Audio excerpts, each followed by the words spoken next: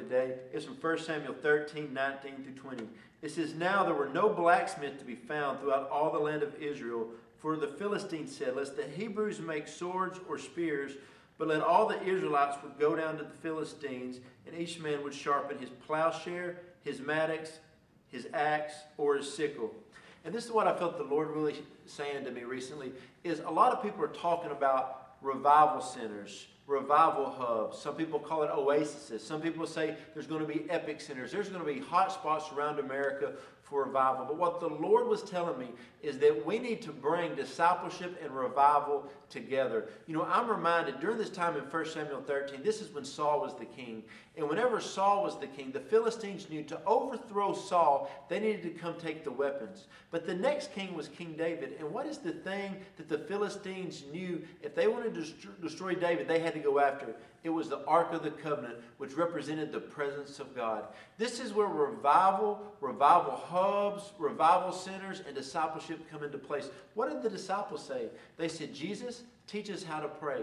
They didn't ask him to teach us how to preach. Don't teach us how to lead worship. Teach us how to pray.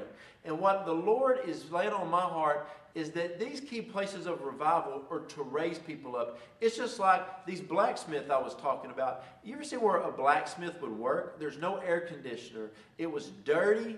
It was dusty. And what they would do is they would get raw material and they would forge it, they would shape it, they would mold it into something that could be used as a weapon. And what God is saying is that he needs spiritual blacksmith in this day and hour. Get your mind off your ministry. Get your mind off what you're doing and put it on a younger generation and mold them and shape them and train them to be who God has called them to be. Be that blacksmith. You know where a blacksmith worked? It wasn't big.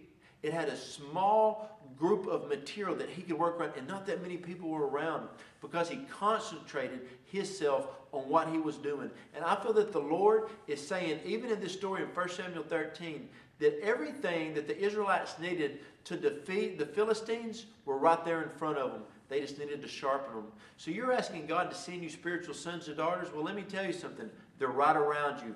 Everything that you need to see the revival that God has put inside of your heart is around you. Start shaping those people. Start molding them. Start putting effort into their gifts and abilities. Give them a platform. Promote them. See, the thing is, a true son will always stay in the shadow of a father because they know that a true father will always promote them in the right season and in due time.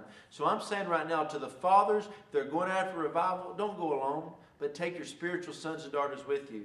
The Lord gave me a quote a while back. It said, most Christians want to taste the fruits of revival, but only a few will do what's necessary to achieve it. So go after revival, but don't go on the journey by yourself.